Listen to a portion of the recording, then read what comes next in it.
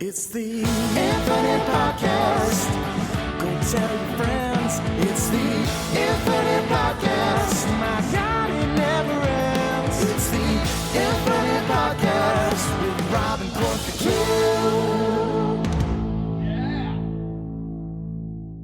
Hello, everybody, and welcome to another episode of the Project Infinite Podcast, the podcast covering the infinite and ever-expanding multiverse of fandom. For movies, comics, TV shows, video games, we got you covered. I'm Rob. I'm here, as always, with Court.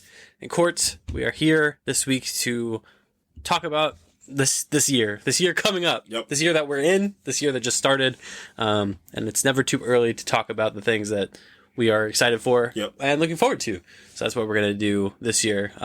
Kind of like what we talked about last week. This year's pretty loaded. Mm-hmm. This year's really loaded with fandom content. I think 2023 notoriously for like film as a whole was huge. That landscape for the Oscars was, that was a memorable one in modern history. That was one that was an all-timer. So this year specifically, I mean, just shooting down the list, we were kind of compiling things of what's coming out this year. The franchise stuff and things, there is a boatload for this year. So we're going to be eating good. And even non-franchise stuff. What I'm excited for on the film side, you have a lot of, bigger name directors are coming out with stuff this year and seems like really dedicated to what they're coming out with and what they're doing. And then on the television side, we have there's some heavy hitters ready to go this year too. So a lot of recurring seasons coming back as well too. A lot of final seasons that we're going to go into as well too. Yeah. So it's going to be an exciting year. Hopefully all these things kind of, live up to the expectations or the excitement. But first we do have a little bit of news, not a ton of news. But I guess we could just start with Marvel Rivals. Just an absolute firestorm since it launched a little over a month ago with season 0, which I guess you could consider it like a beta season. A little bit shorter than the standard seasons that are going to be upcoming. It took the gaming world by storm. I've been playing a ton of it. Historically, I've kind of retired from the shooter genre, but this game is just super fun. I love what they've done over there at NetEase Games. They have, really, you can tell they put a lot of care and attention, not just into the characters, into the world, which they didn't have to do. Obviously, it's a hero shooter. You don't need to really bog things down with lore, but they really have. I mean, I spent an embarrassing amount of time in like the hero profiles, and like there's like paragraphs of lore for like each character, and like the story behind the game is really, really, really interesting, and it's just been great leading up to the trailer that released for season 1 of Marvel Rivals, which is going to include the Fantastic Four. So all 4 members of the Fantastic Four will be coming this season, starting with Reed Richards and Sue Storm, coming out tomorrow at the launch of the season. And then like at the halfway point of the season is when you'll get The Thing and Human Torch. Right. Bringing the total roster to 37 characters pretty much at launch. Yep. All free. All the characters are unlocked from jump. The only thing that you would pay for is the battle pass and costumes if you want. If you want. That's the biggest thing you said out of that. If you want, and you don't have to. And no. I think that's phenomenal. And I mean, we talked about it with the difference between a game like The Avengers, and obviously the play style of game is different, but Guardians of the Galaxy, it's the difference. And I mean, if you want to take The Avengers versus this, it's right in the proof's right in the pudding. I mean, you don't have to pay for anything if you don't choose to. There's no buffs, there's no upgrades. Like, you can just play this game and have fun. Like, you could just hop on, have fun, see all these characters, get a whole bunch of character designs. If you want to get upgrades to the character designs, you can. But it's just the cast of characters you have in there, too. And to start with the Fantastic Four is such a swing. It's such an immediate swing to start a season 1. And it just looks fun. It looks innovative. It's just the shock and storm of this game just coming out of everybody talking about this game. I mean, I'll be walking by people that'll be like, "Did you play Marvel Rivals?" Like, that's where it's at right now. It's insane. Yeah, and it's really, it shows sometimes how simple the formula is. Like, you go back to, we've talked about Marvel's Avengers a few times, over the last couple of years, and just not handled well. Mm-hmm. I mean, you had characters obviously locked behind paywalls, paywalls. you could pay for like little like upgrades, and the game just wasn't fun. Like the gameplay loop just was not fun at the end of the day. We talked at length about how interesting the story was. The story was probably the most interesting part. Kamala Khan was probably the most interesting part, and then you're done within a few hours. Yeah, and then it's just you're fighting Taskmaster 100 times, or you're fighting a giant robot 100 times. The gameplay loop just wasn't fun. Whereas like Marvel Rivals, obviously it's two different genres, but at the same time, like not so much. I guess they do incentivize in a way. Like they do incentivize just like one more game, one more match. Right. You just keep going. I think quick play is kind of like where I've landed. Like competitive play just not for me. But I think that's fine. I think it's good that there's such a variety of game modes, and just it's just fun picking up a new character. Like that's the cool thing about having so many characters at launch is you just pick your favorite character and just try and get good with them. Right. Like that's at the end of the day, like that's kind of what you want. And I think this studio is just super impressed with what they've done, and I can't imagine that because at the end of the day, like Marvel licenses out all their characters and everything to these studios for reasons, and I can't imagine Marvel's disappointed. I mean, the full Marvel, the Marvel YouTube channel is like littered with Marvel Rivals content. There's a reason for that. Like they know this can be a flagship thing that they can put top of the page in between. Your movie release that comes out next month. Like this can be the thing that people think about that more association with Marvel. It can be Marvel Rivals for a little bit. Yeah, and to your point about the roster too, like they took some pretty big swings with who they included. I think of characters like Magic. I think of Cloak and Dagger. I think of, Iron Fist using the Lindley version of Iron Fist. Like Jeff the Landshark. Penny Parker, who like really hasn't garnered, a ton of popularity outside of the Spider-Verse movies. So I think including Penny Parker was great. And, it just opens the door for, and now I'm bringing the Fantastic Four, and like, it just opens, it was my favorite thing also about Midnight Suns. Midnight Suns also had this too, like including kind of like characters that typically don't get a ton of play, in the mainstream. I think of like Nico Minoru was in Midnight Suns, Blade, who I think will eventually make his way into Marvel Rivals, especially, season 1 being Dracula, as like the villain. So I'm curious, I guess the one thing I'm curious about, are these overarching villains. Obviously Doom, was kind of prevalent. Like he's kind of like prevalent. Dracula, Null has been mentioned like in the lore specifically. So I'm curious if they're going to add like a player versus computer element and add these big bad characters as like, AI super bosses that like you can team up with other players to like fight. Right. I do think there's probably going to be an element of that. When you talk about Dracula, Doom, Null, like these characters are like looming in the lore. So I'm curious how they're going to be incorporated, later on. But so far, I'm just super impressed, super excited to dive into season 1, and get my hands on the Fantastic Four. They already showed off, the skins for Fantastic Four, where for Reed and Sue, they're gonna do their evil versions. So Reed Richards is getting a Maker skin. That's sick. And that's so sick. Invisible Woman is getting a Malice skin. And then that's the other thing too, is like, they put a lot of attention into like just giving people what they want. Which a lot of, these developers who do these, what's the word I'm looking for? These ongoing games, basically. A lot of the times the developers either don't give people what they're asking for, or they give it what they're asking for and they put it behind like an absurd paywall. So like, it's cool that like, they're like, hey, here's the Maker. Like, you want to spend $10 and get the skin and the animations for it? Like, good. Like that should be just available to people. I think it's great.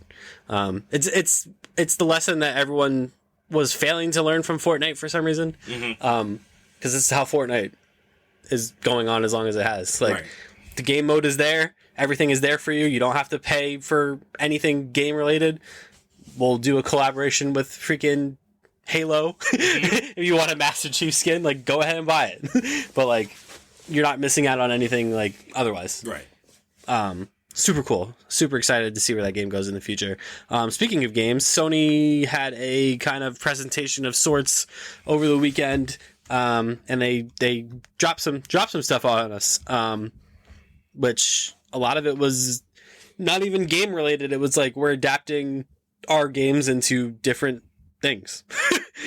First and foremost, Ghost of Tsushima obviously has the live action movie directed by Chad Stahelski coming, but also a Ghost of Tsushima anime. Yeah, that was sick. Coming out, spearheaded by the team that directed and created the episode of Star Wars Visions, The Duel.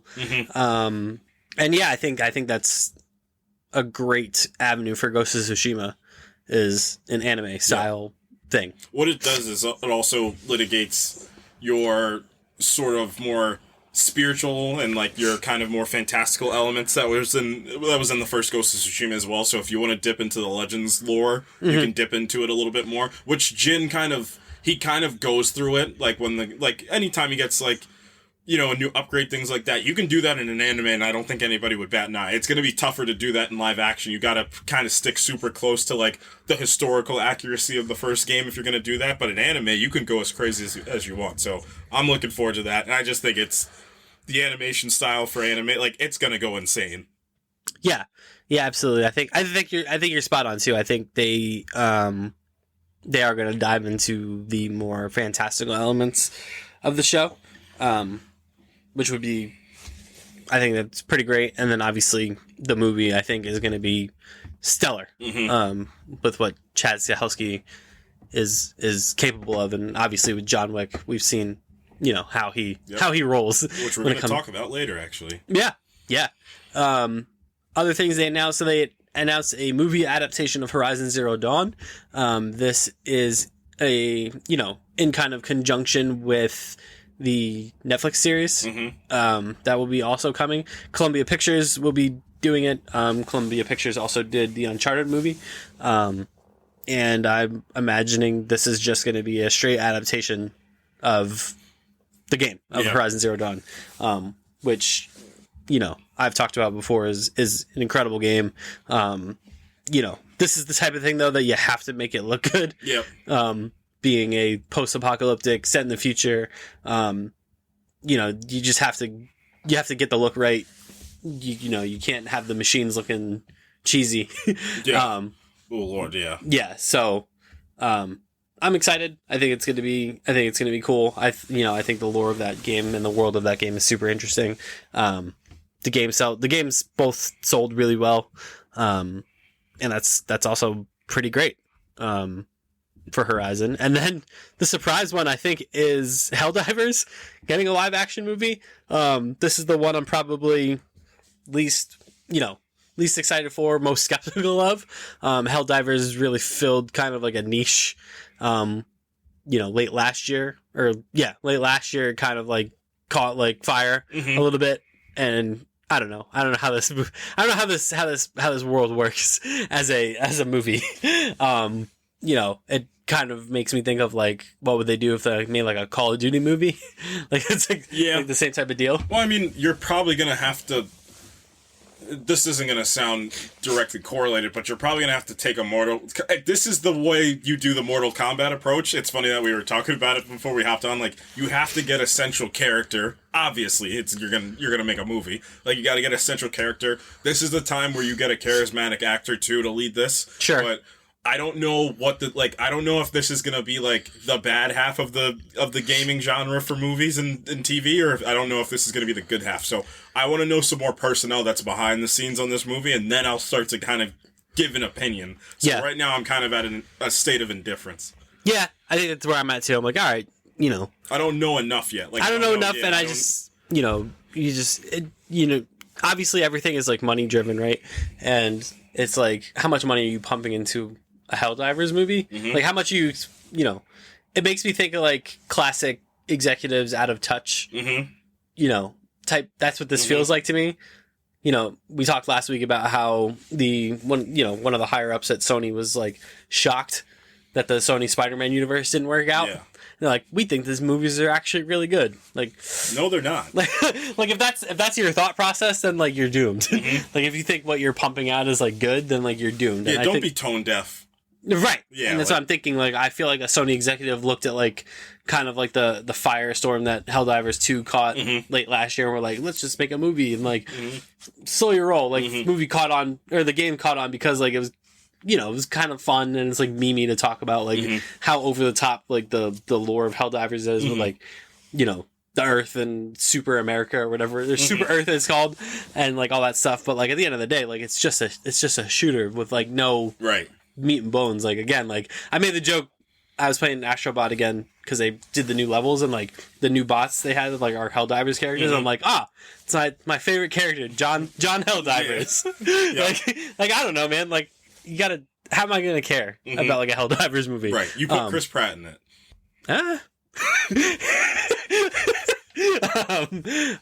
But the thing that I do care about that they showed off here was the official trailer for Last of Us Season 2. We got a release date of April. And yeah, I think they're gonna do a nice job with Abby, just based off the trailer. Yeah, I mean, there's your fears, there's your consummate fears, and then this season is the definition of those who know and those who don't know. Yeah, I think that's what a big part of this is going to be, because obviously you're going to find your criticisms online of of the season, of the content of the season, of Bella Ramsey, sadly, and it's unfortunate because I don't care if she's older Ellie, younger Ellie, she's phenomenal either way. What I think you run into this season is, when, like, there's certain things that are going to happen. There's a big thing that happens, and it's, do you attack it? I mean, we kind of gave our theories on how we think we're going to go. I can't remember what yours was. I know mine was, I think they're going to tell this story non-linearly, and they're going to kind of jump back and forth, and then they're going to get to the point at the end of the season, the big thing, and then you're not going to know what's happening between both of those sides for it too. And also, I don't know why we keep doubting Craig Mazin. Like, I don't know why that's a thing that always consistently, Neil Druckmann and Craig Mazin. I don't know why we keep doing it. Like, we keep saying these, and I'm like, do you not know who both their bodies of works are? Like, I think we're just going to be A-okay. So, I mean, it visually looks phenomenal. I mean, this is some absolute next level, and, it took that jump. It took that massive jump because, once your show's good and it's successful, they're going to give you some more money. And this is one of HBO's biggest shows now, so. Yeah. I think, my kind of thought process going into this season was I think they're going to do, and this trailer was very Abby focused. And I think that's going to be, again, kind of like the delineation between how the game presented part 2 to us and how the show's going to part 2 to us is I think they're going to do a lot of Abby character work. I think they're going to spend a lot of time with her, like her side of the story.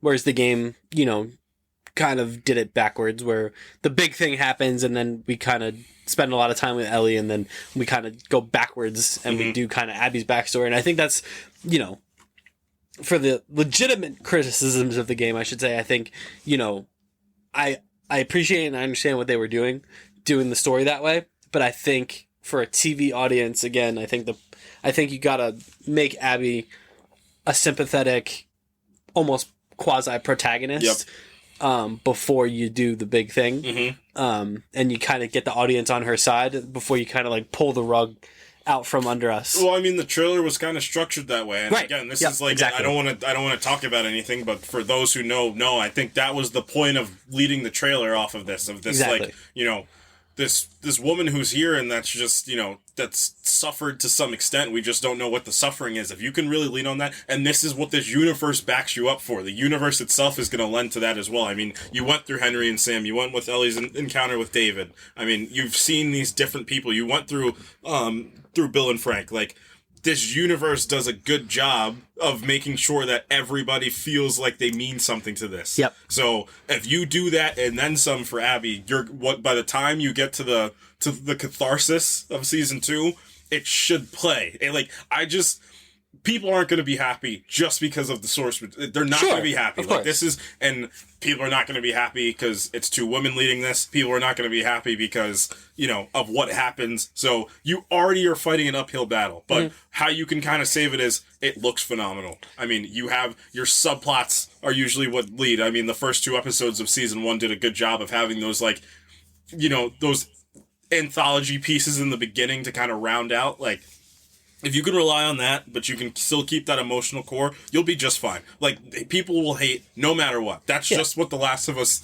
2 and The Last of Us Season 2 is probably going to do. Yeah. And I mean, we got just a quick glimpse in the trailer, but I'm very excited for the Isaac stuff. Oh my gosh. The Seraphite stuff, the Isaac stuff, the if they, WLF, it's going to be... Like I said, if they dive into that, I said when we finally got the confirmation that Jeffrey Wright was coming back to reprise his role as Isaac, like, I don't want it to be like a one-off. No, you don't just bring Jeffrey Wright in and just let him be. Like, he's going to be somebody. And like I said, I hope... And that can really help. That can really help with the Abby stuff, too. Yeah. Mm-hmm. If they kind of build him up as an antagonistic figure in her story. It recontextualizes her father as well, too. It really makes him somebody that can be like, somebody that was super... I mean, it's what he does. It's, like, super important to Isaac as well, too. And like I said, I hope for Abby's father they get the most... like, I keep thinking about it, and the more... Like, imagine you bring Paul Rudd in for something like that.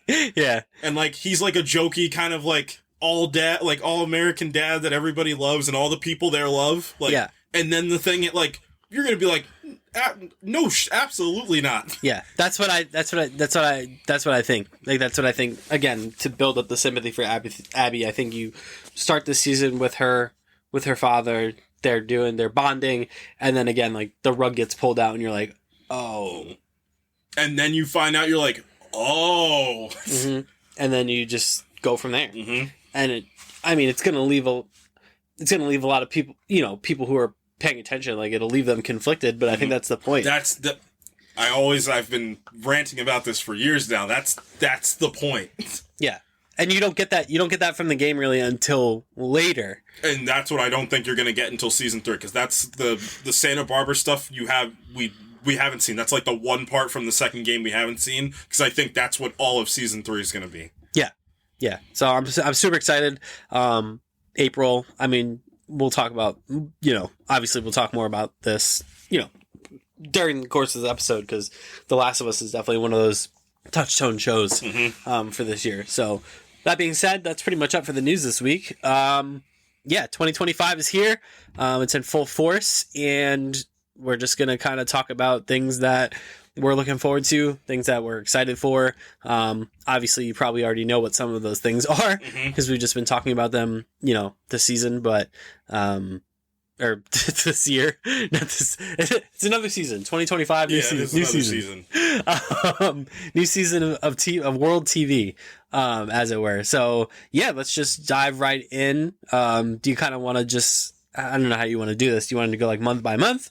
Do you want to just kind of freestyle a little bit? Yeah, we can freestyle a little bit. I mean, we can talk about maybe some non-franchise, because we can end off with all the franchise stuff. And I mean, like, we could just talk movies for a little bit. And I mean, just rattling off a few. And like I talked about, there's some big directors coming out with movies, and it's the thought process that these directors are like, they're not your Scorseses or your Tarantinos, or your Nolans, but I'm talking about some otherworldly directors that are like ready to say something. I mean, Bong Joon-ho with Mickey 17, like, that's something that right off the bat you're talking about. This can be a Best Picture contender, but also it might be one of the most fun, innovative, dark comedy movies of the year. Like, I'm looking forward to it. I mean, Bong Joon-ho is really just planted, stake in the ground, like, I am one of the greatest that's living on the planet. And I mean, Robert Pattinson's career, I mean, to the point where Sebastian Stan's like, I want to model my career after him. Like, and I think people are trying to know, and I've been, banging the drum for years about Robert Pattinson. Like, he is the one. And I tried to tell everybody, like, he is, like, you want to talk about the character actors, he's one of the best character actors on the planet. So I'm looking forward to this. He's playing a whole bunch of different versions of himself. It's gonna be bombastic. It's gonna be insane. It's gonna be like really raunchy. It's all the things you want. It's gonna be large scale, which I appreciate. The budget for that movie looks like they definitely gave him some money. And why wouldn't you? I mean, he had one of the best movies of all time in 2019 with Parasite. You want to give the guy some money to play. So yeah, and I think we talked about it when we talked about this movie, but it got announced.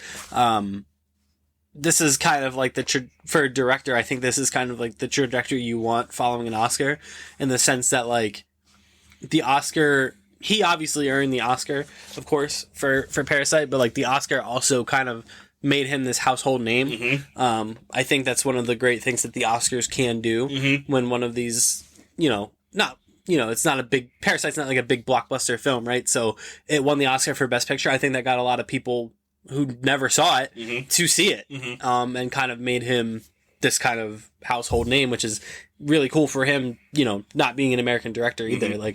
And to get Robert Pattinson, and Steven Yeun, for his next movie, I think is, it's pointing the trajectory upward for Bong Joon-ho, which I think is really cool.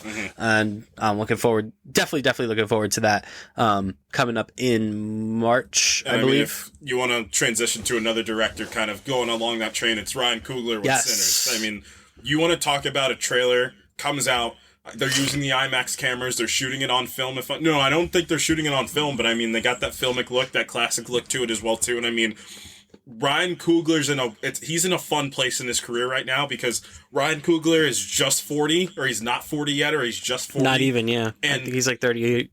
And you see all these actors and directors, he had, Ryan Coogler has his podcast, and Jordan Peele's on there, and everybody's reverence for Jordan Peele these days, and, to see all these actors and Denzel Washington publicly say it, and Angela Bassett say it, and Jordan Peele, everybody there, they know how good he is and how good he will be by the end of his career.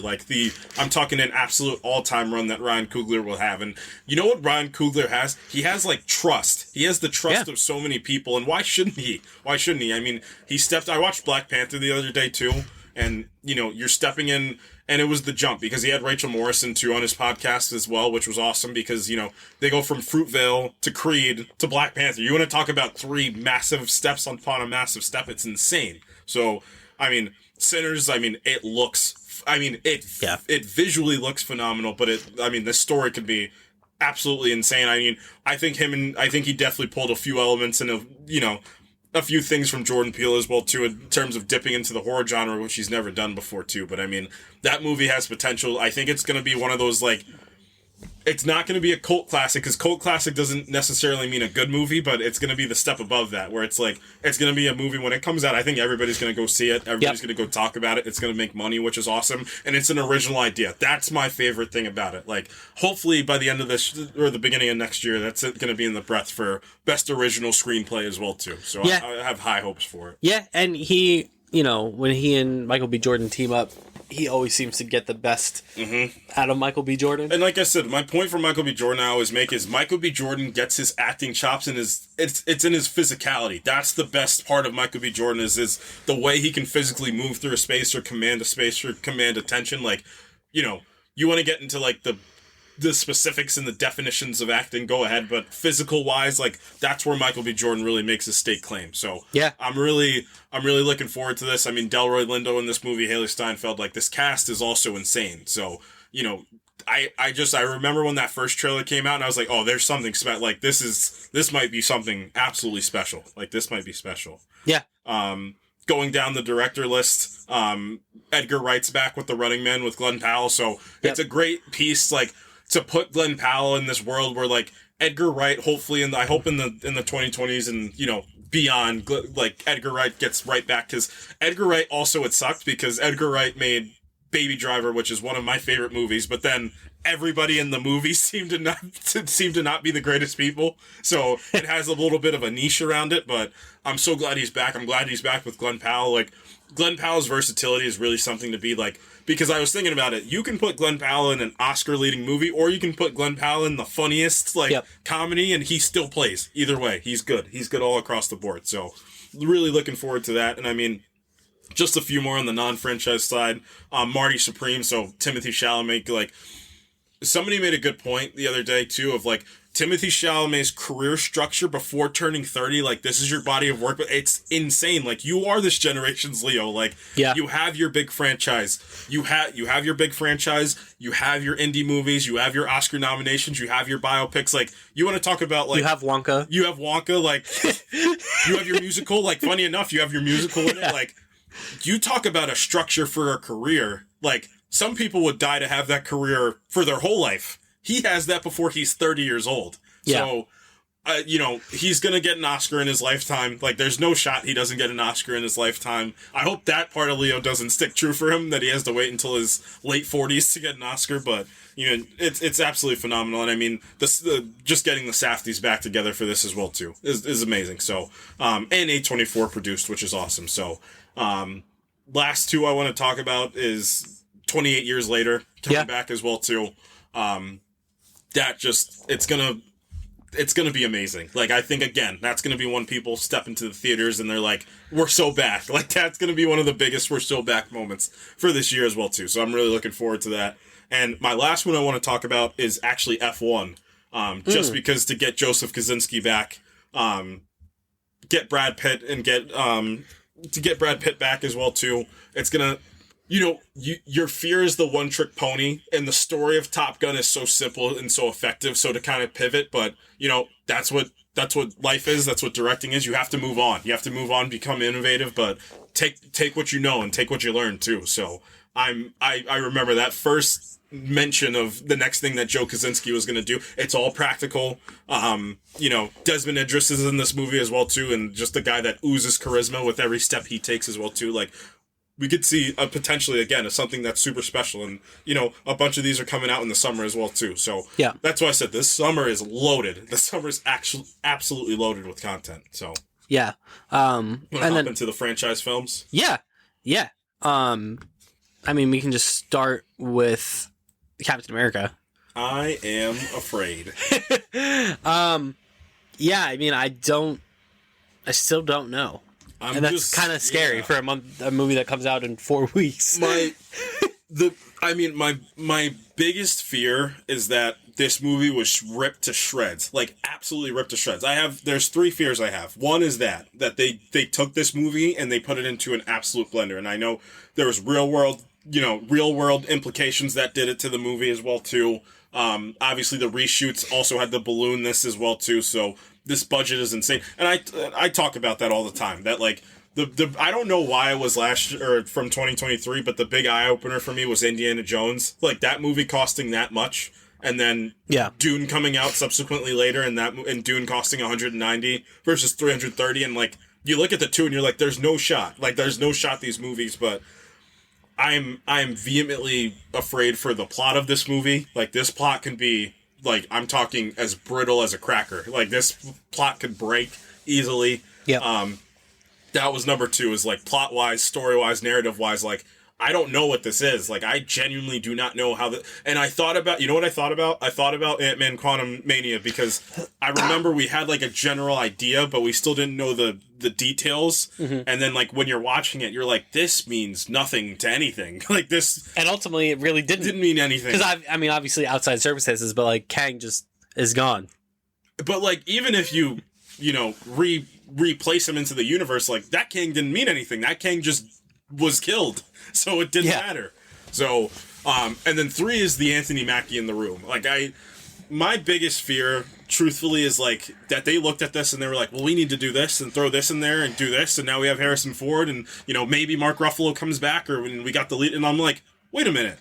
Isn't this an Anthony Mackie Captain America movie? Shouldn't you keep it at an Anthony Mackie Captain America movie? Because I think the whole sell of, like, hey, let's do the espionage thriller of Captain America 2, that's gone. I think that's gone. I don't believe that for 1 second. Yeah, no, me either. And I think, one of the things, that kind of, like, perked my ears up was, I think it was, like, the first trailer where, I think I said it when the trailer came out, like, we shouldn't still be litigating the he's not Steve Rogers plot point, because Falcon and the Winter Soldier did that. Exactly. Like, we should just be past that, and it should just be, he's Captain America now, and he's doing Captain America things. And then you also add the plot thread in the trailer to be like, I want you to be Captain America, and then you go right back on that statement in the same trailer. That doesn't make any sense. You already did that heavy lifting in Falcon, and that's heavy lifting to do. You already dealt with it. Why are we still worried about this? We shouldn't still be litigating that. Right. And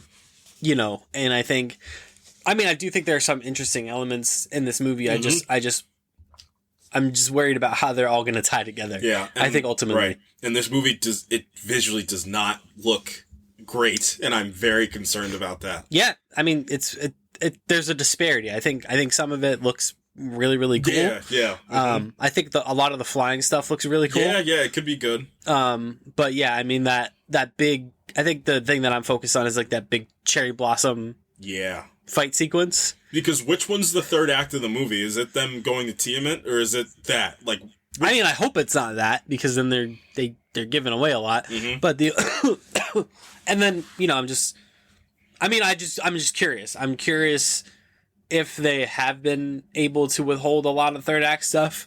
Like, I do wonder if this is like, they put Red Hulk and Captain America against each other, and then you find out like it's actually the leader is like kind of, which I'm assuming that's probably what it's going to be. Which would be neat. Like, would be kind of neat. Like, if they were able, like, if that Red Hulk stuff is like first, second act stuff, and then they've been withholding like the real villain for the end of the movie. I think that could kind of save it a little bit. And I mean, we'll see. Right. We'll see what happens. But yeah, I'm like you. I'm kind of I'm a little nervous. You know what I'm not nervous for from the Marvel side on movies this year? It's the Thunderbolts. Yes. I am not nervous for that. And I mean, it's even going further, because even Sebastian Stan said a few days ago, like, we did most of this as practical as we can get it, and you can just see it. That trailer's graded. That trailer looks real. I somehow now care about characters I never thought I'd even see again in some of these movies as well, too. So that's just a perfect example of, like, and it's something that I said, and I'm going to talk about it, too, when we get to Fantastic Four, because we still don't know a lot about that, but we still know a decent amount to kind of gauge. You're making films still. Like, at the end of the day, you're still making films. And, like, I look at Captain America, and I look at the Thunderbolts, and I'm like, one of these is a film, and the other one is, like, a machine thing to be put out. Yeah. Well, this is it, right? This is when Marvel is humming on all cylinders.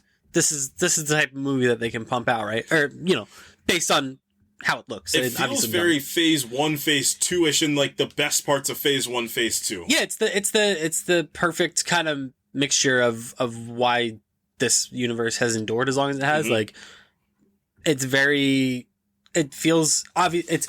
It feels like kind of like Guardians of the Galaxy on steroids, in the sense that, like, Guardians of the Galaxy was this ensemble of characters that we did not know, and then conversely Thunderbolts is going to be an ensemble of characters we do know, and they just kind of plucked one here, and, like, kind of like the ideal Marvel movie. Like, let's just take all these characters, pluck them from wherever we found them in the Marvel Cinematic Universe, and smash them together and see what happens. And most importantly, what I love about this movie so far is they were able to centralize it around one character, which is what you need in an ensemble movie like this. You need a point of view character, and in this case, it's going to be Yelena Belova, which is perfect. Give me Florence Pugh that just knows how to command any movie that she's in. Like, that's the perfect one to choose. Because you could have went Bucky. You could have went Bucky. You could have went John Walker if you wanted to. You could have went Alexi. But it's the best choice by far. Yeah, best choice by far. Yep, it's her movie, and all these other kind of supporting characters. I'm excited to see what they do with Lewis Pullman. As Sentry. I think that's good stuff.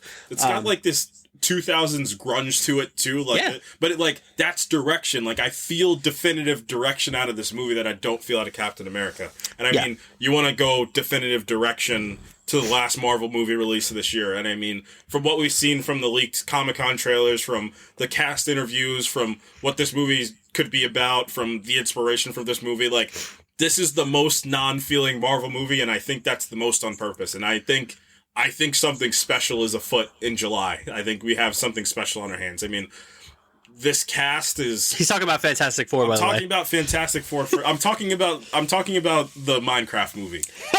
I'm talking about Fantastic Four First Steps. And I mean, I think Shackman is taking everything he learned from WandaVision and is just on steroids. And I remember when the first report came out that they were testing the film cameras, and I said, they were testing the Panavision cameras. I said, wait, what?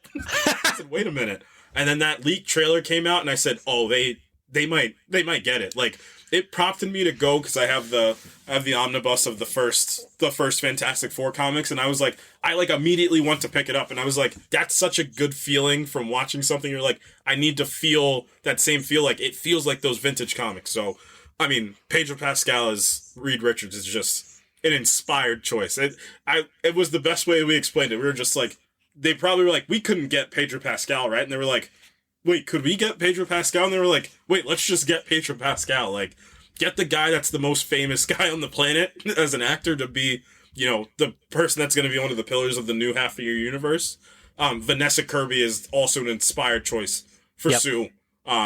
Joseph Quinn, like, you want to talk about, like, catching lightning in a bottle for Stranger Things, like, you just got to capture, and he's a versatile actor. I don't think that's what people realize. Like, they pigeonholed him for being, what's his name in Stranger Things? Eddie in Stranger Things, and then it's like he can't do anything else. And I was like, you guys loved him more than anything when that show was coming out. Like, yeah, and you know, to his credit, he is, between Stranger Things and this, he's put together a pair of really good performances, in A Quiet Place Day One and Gladiator. Two very different performances, but two very good performances. So I think people were concerned when he got cast, but now that they've seen him since and subsequent things, they're a little more okay. And that was me. I was very concerned when he was cast, but then, and it was the same thing, because my biggest two question marks were that, and funny enough, it was Pedro Pascal were my first two question marks, and then they had that first, it was when he was walking the corner in that leak trailer, and he goes like, family dinner every Sunday. I was like, oh yeah, I was like, yeah, and he was just like, who wants to see a big explosion? I was like, yeah, that they did it. And then obviously the one funnily enough was most excited for out of the castings, it's Ebon Moss-Bachrach as the Thing. Like, just a genius stroke of casting. Yeah. Like, that might be one of the best castings in the MCU to date. That and Vanessa Kirby as Sue Storm, like, you're talking about phenomenal. But fantastic. Say it again? And then also Ralph Ineson as Galactus. Yes.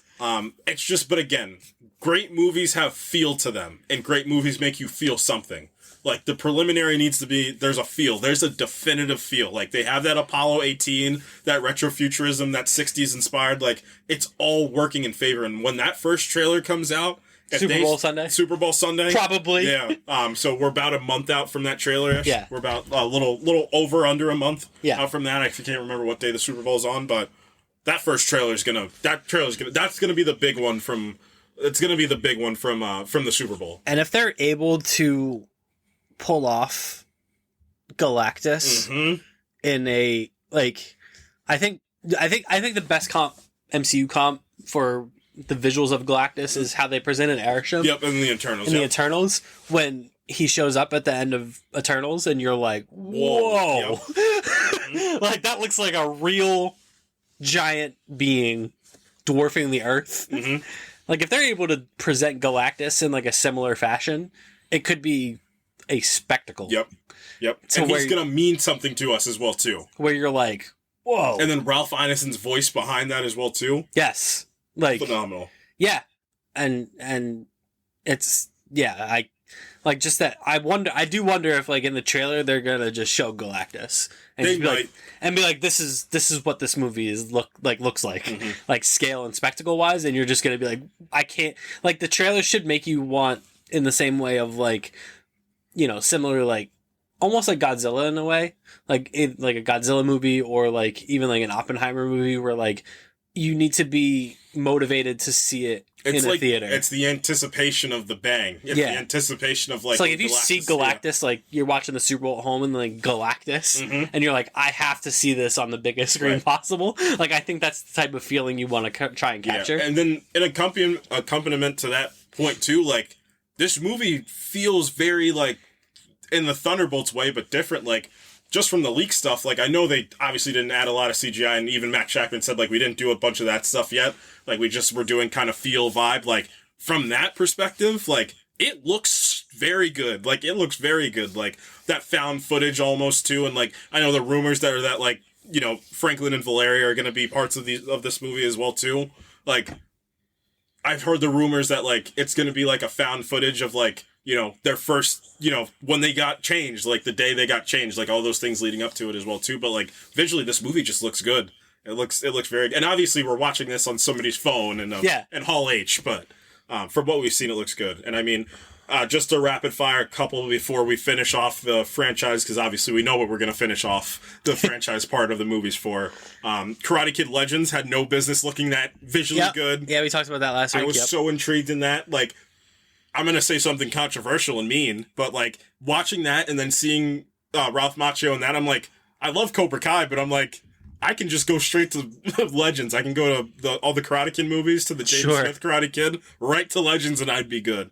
Ballerina, the John Wick extended universe continues to grow, and great choice to get Anne de Armas. That's absolutely phenomenal. Yeah, she's becoming kind of that kind of actor. Mm-hmm. Rumored to be in the next Avengers movie as well too. Rumored. Relax, y'all. Rumored. It's a rumor.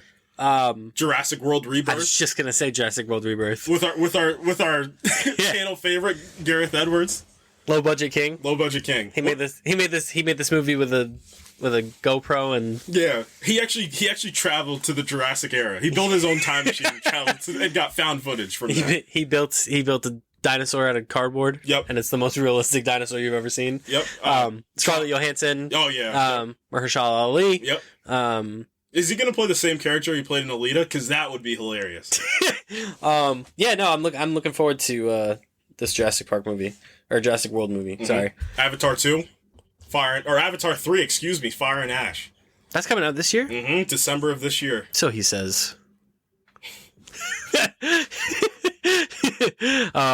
Yeah, I mean, you know how we both feel about Avatar. He's gonna cook. He's literally gonna cook. I'm gonna, and by the time December rolls around, and everyone's gonna say the same thing that they said for the last two movies. They're like, "Who's watching these?" And then it's everybody. Gonna make $1 billion again. Yeah, it's gonna make $2 billion and be like, "See." Everybody's watching. When we went the opening night to see it, I was like, "Whoa, this theater is packed, man!" Yeah. Like, People love Avatar. People love Avatar. And the second one had an incredible story. Yeah. And great performances. Yeah. So, and Stephen Lang's going to be in it again. Yeah. As long as Stephen, I'm telling you, here's what you do, y'all. If you're listening and need help to make another $2 billion, you team Stephen Lang up with you team Quaritch up with Sully against Natiri. Yeah. That'd be sick. That would go insane. Yeah. They're going to go back to Earth? Yeah. Bring the Avatars to Earth. That's the next logical step. Avatars in Atlanta, Georgia. The fire Na'vi are in this one. Yeah, they're red. They're red. This movie's gonna go insane. Yes. Tron Ares. Yeah. Jared Leto. I love Tron Legacy with a burning passion. Obviously, you guys know we have to end on Superman for this part. Before we get to Superman, what else we got? You got anything else? Mortal Kombat. Oh yeah, Mortal Kombat comes out. Mortal Kombat 2. Snow White comes out. Yep. People don't like Rachel Zegler for some reason. I think she's always phenomenal and whatever. She's great in everything. And there's another actor in this movie that you can justifiably not like. Sure. Kal-El, no. Dude. Talk about like all time just bag like fumble. What happened to this person? I guess it was like she could never act. No. And just like the first Wonder Woman movie, you were just like, well, because Patty Jenkins was cooking in that movie, and she was masking it, and also Chris Pine was also helping mask that too. Yeah, and then Wonder Woman 84 came out, and you're like, oh no. Oh, wait. Not even Pedro Pascal can save this movie. No, she can't act. You need to give me the stone. No. And like, I don't know, casting her as the evil queen in Snow White just feels... Yeah, it's tone deaf. It's tone deaf. Yeah, it's weird. Like, she's just not... So many phenomenal actors that you could have went with. She's just not. Now You See Me 3 coming out? Yeah, I saw that. That was sick. Look, I like the first one a lot. The first one is amazing. I like the first one a lot. Second one's still good too. Second one's pretty good. They got Daniel Radcliffe in there, which is fun because he's a magician and he's evil magician. He's back for this one. Yep. I think they're gonna Fast and Furious it and just make him good. Well, they got everyone back for this one, which is insane. That's because Isla Fisher was not in the second one, and now she's back. I love Jesse Eisenberg's character in these movies as just a pompous dick, which I think is Jesse Eisenberg's bag. Even though he's like a pleasant guy, yeah. If you listen to any interviews he does, he's like a nice like Like, he's doing a lot of writing. Obviously, he just made A Real Pain, was just getting a lot of Oscar buzz as well, too, so good on him. Yeah, but he just plays pompous dick very well. When you think about Social Network, when you think about, the first Now You See Me movie, I wish retroactively that's kind of how they would have played him in Batman vs Superman, instead of like wacky zany guy. Just make him a dickhead. They made him Elon Musk in Batman vs Superman. Yeah, just make him a stoic dickhead. And that's exactly what it looks like Nicholas Holt's going to do. Yeah, that's what Jesse Eisenberg should have done. Wicked is getting a sequel, Wicked too, which is kind of crazy. The turnaround is insane. That's pretty quick. Unless they shot back to back. Yeah, it's just quick. I feel like major franchises don't do this, where it's one in 2024 and then one literally the next year. So that's pretty good. Take notes on the franchise, because if the second Wicked movie is an semblance of the good of the first one, then that's a insane run for 2 movies that come out in 2 years. Predator Badlands. Oh yes, that's right. Predator's never been so back. This movie centralizes a predator going to an alien wasteland. They've cracked it. Yeah, they've cracked it with Predator. Take a predator, put him anywhere in time, and just go. Let him cook. Predator in a western. Imagine. Predator in the future. Predator in the future. Future Predator. Predator in the Blade Runner universe. Predator in samurai era Japan. That would be insane. Like, just keep doing like Predator in Wakanda. The Predator in Wakanda. Put the Predator in the Bronx. Oh no, we're approaching Friday the 13th. Jason Goes to Manhattan levels of ridiculous. Remember when that one guy squared up against him? He shot the fade with Jason. What a legend. Got much respect for that guy. Much respect. That guy's put him on the whiteboard.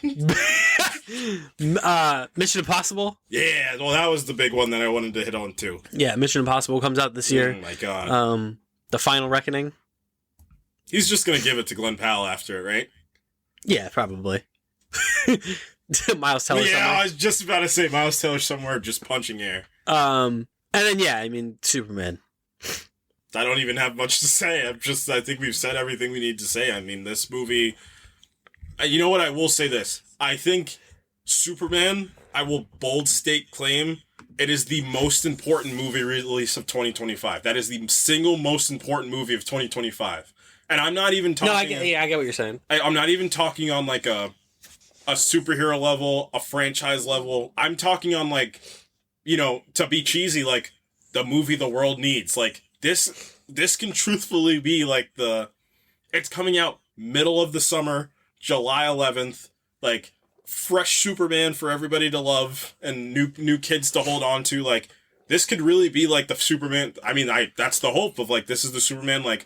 And, like, obviously, like, James, like, there's a very good chance this movie can make $1 billion. Like, if everything goes right, it tests well, it plays well, this movie can very well be, like, the pillar of 2025, like, the Superman of 2025 and beyond, so.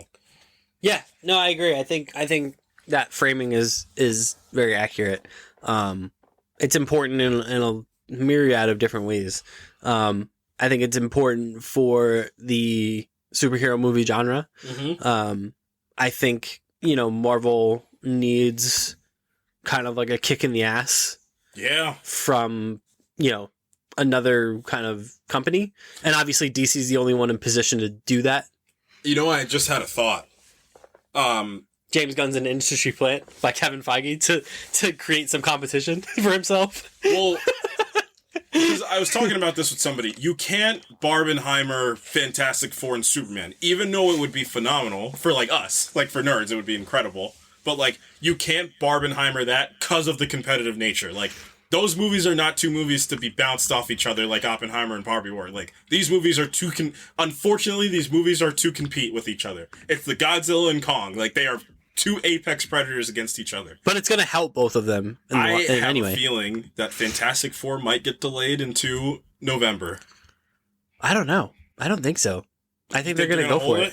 Yeah, I think so. I think because James Gunn and Kevin Feige are friends, I think they're going to be like, I think they're going to look at what happened with Barbie and Oppenheimer and be like, we can't release them on the same day. No, we got to release them on the same day. But like, if both of them are as good as we think they are, which I think they are both incredible, it's just going to incur, because like at the end of the day, people can talk all they want about, you know, being like a DC fanboy, being a Marvel fanboy, but at the end of the day, like, what person is gonna be like, I'm only seeing Superman and screw the Fantastic Four? Like, no, if you like this stuff that much, you're gonna see both of them. Like, you're gonna get crossover. Like, I think both of these movies will make $1 billion. I think. You think Fantastic Four is making $1 billion? Yeah.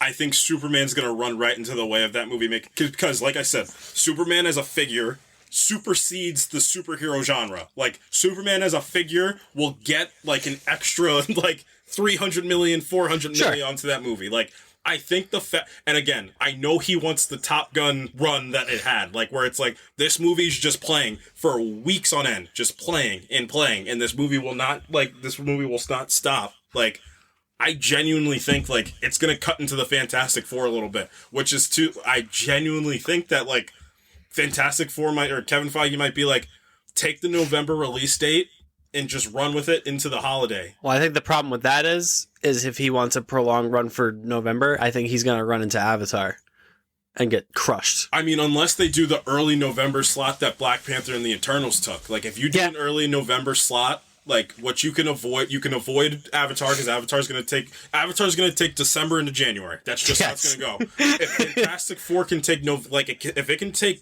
Thanksgiving while everybody's home, a movie about a family while everybody's home, like, you take away, because Superman, I'm telling you, it's going to run through everything. Especially, I'm telling you right now, if Captain America doesn't work, and, like, the word association with Marvel goes on to that, like, Superman might be able to run right through Fantastic Four. Yeah, I mean, I think we'll find out, because I think once the Super Bowl hits, I don't think they're moving off a release date. Absolutely not. Yeah. If you get a Super Bowl trailer that says like July whatever 2025, that's what's happening. Like, I think if they are modifying the release date, I think you'll find out in that trailer. You know, I don't think they're gonna launch a Super Bowl trailer with, you know, 15 million people watching the Super Bowl and then change the release date after the fact. I think no. I think whatever that release date is, and that assuming it's a Super Bowl trailer, I don't know why you wouldn't. If it's ready, put it on the Super Bowl, because they did it. What did they do it with before? Marvel's done a Super Bowl trailer before. They've done a bunch of Super Bowl trailers. Yeah. So, you know, was it? I can't remember maybe it was Doctor Strange. I think had a Super Bowl trailer. So yeah, if they're gonna do a Super Bowl trailer, I think, and the release date is July whatever, it's gonna stay there. And then it's July 25th, because you got 2 weeks. You got a 2-week gap. Yeah. So I'm really conflicted, but then to completely upend my point, you're talking about one of the biggest actors on the planet leading your movie. Like, he's Pedro Pascal's leading this movie. Like, feel wise, if they can get the feel right, if that first trailer can hit, that's what I mean. Because I don't think you're probably gonna wait until like March, April to do your. So here's the thing. James Gunn can look at the Super Bowl and be like, we're doing the first full trailer with dialogue and, like, with story beats, like, for the Super Bowl. Like, that would kind of be a smack to Kevin Feige to be like, dang, dude, like, I thought you were going to let Fantastic Four have the Super Bowl. And now you're like, nah, I think I'm good. Yeah, I just think with the timing, I think a lot of by the time Fantastic Four rolls around, everyone that saw Superman the first 2 weeks is just going to go see Fantastic Four. Like, I think you're just going to get two blockbusters. You know, to that point, I think Superman's money, while Fantastic Four is going to come out, is from the Superman word association. Yeah. From it just being Superman, I think your family is going to go, like, the people that just. I think Superman will make more money. Mm-hmm. I just think they're both going to make $1 billion. Especially, you're going to get the classic Marvel burst. You know, of course, because that's what they're the best at. Like, and then I think they're going to hit. I think this movie's going to be good enough that it gets a Guardians of the Galaxy like reaction. Okay. Where they're like, no, this movie's really good. Mm-hmm. And then you're going to get the more kind of like casual moviegoers to be like, let me see this. Let me check this Fantastic Four movie out. Like, if it's as good as like what I'm hearing. Right. And then that's going to carry it, to probably $1 billion. Mm-hmm. So yeah, both, I think both those movies coming out I don't think it's totally an accident. No, no, absolutely not. So that was probably planned. It was probably planned. Like, absolutely. If we're gonna, because who had the first date? I think Superman had the date first. I think so. Yeah. And then Kevin's like, like I said, you can't put it on the same day. And instead of doing the week of or the week after, like give him 2 weeks, because again, that first punch for Superman is gonna be it's gonna be a wave. Oh yeah. And like the word of mouth, I think, is gonna help that movie the best. Yes. And the fact that it's Superman, so it's gonna get that first punch. But to your point, that first Marvel punch is going to hit. Like, that's still the MCU at the end of the day. The first Marvel punch is still going to hit. People are going to be anticipating Doctor Doom, too. Mm-hmm. Mm-hmm. Especially if it's good. You know what? They might have to bite the bullet and put him in the trailer? Just put him in the trailer and just do it. Get it out of the way. That would be kind of crazy, actually. For the Super Bowl trailer, too? Like, if it's him, if it's Downey, that would be... Oof. Mm-hmm. That would be crazy. Because remember, we're talking about an announcement at a con that took over Twitter. Like, oh yeah, the internet exploded. You think like it's gonna be nuts? So yeah, that's a great point. I don't know if they would do that because he's not advertised for the movie. Like a lot of people are saying he's gonna be a post-credit scene, but like, man, would they bait and switch a post-credit scene into a trailer? Well, that's what I'm kind of saying. Of like, you might have to just bite the bullet. You either do that. I mean, one of two ways you can get people on board with this trailer is if, again, like I said, Galactus is just like this Marvel, no pun intended. Like, he shows up on the screen in the trailer and you're like, whoa, like, I need to see this movie. Yeah, if you could capture that family retro futuristic vibes on top of that too, like, you might be able to. But like I said, James Gunn might be like, Super Bowl, first official trailer, run it. And like, you're like, yeah, oh shoot, maybe. Like, that's going to be the one that people watch first. So I'm in between both. So yeah, we'll see. Yeah. So I'm kind of conflicted between the both. Yeah, that's a great point. I guess we can save some TV stuff for next week. Mm-hmm. We can split it because we'll part two this. Yeah, because TV's got a big punch. Like, you're talking about franchise for TV. Marvel's got some words to say this year. They got a whole bunch, and I mean, starting in less than 2 months, my baby boy's back, and we're finally gonna do it. We're finally gonna do the Daredevil retrospective is coming. We're gonna get Charlie Cox on the podcast that week. We're gonna have to do a Daredevil retrospective for I'm gonna start rewatching again ASAP. 100 some odd episodes in, and we're finally doing it. This is the greatest news ever. That'll come up in a couple weeks. So yeah, we'll save TV for next week. Definitely do like a 2025 TV deep dive. Yeah, and that's gonna do it for us this week. You can follow us on Twitter at @ProjectINF_pod. You can follow us on Facebook. You can follow us on Instagram at the Project Infinite Pod. You can follow us on TikTok and YouTube at the Project Infinite Podcast. And yeah, I think if anything, we've proved that this year is going to be pretty crazy. It's going to be insane. It's going to be nuts. From your standard regular non-franchise movies to franchise movies, to fandom movies, to All American season 50. Come on, man. Season that show's on. We're getting 2 Marvel movies, a DC movie, and an Avatar movie all in the same year. Pretty fun stuff. So yeah, and Minecraft, and the Minecraft movie that we didn't talk about, which I was gaslit into thinking came out already. Yeah, I thought it had come and went. I was like, wait, this movie hasn't come out yet. What are you doing, Jason Momoa? What are you doing? Not a lot of anything. Come on, man. All right, man. From me, from the... Careful, man. Don't call me Anthony Mackie for Brave New World. From the... I got so many things to choose from here. From the Gareth Edwards of the podcast. I'll take it. Yeah. Low budget king. Jurassic World movie is going to cost $17 to make. And 16 of it went to Scarlett Johansson. And it's going to look phenomenal. It's going to look incredible. God. I love this little niche that Gareth Edwards has settled into. Yeah. Just let him do anything he wants. Yep. All right, guys, that's it. We will see you next week for some 2025 Part 2 stuff. TV stuff. TVs. Last of Us, Daredevil, other things. Until then, goodbye. Peace.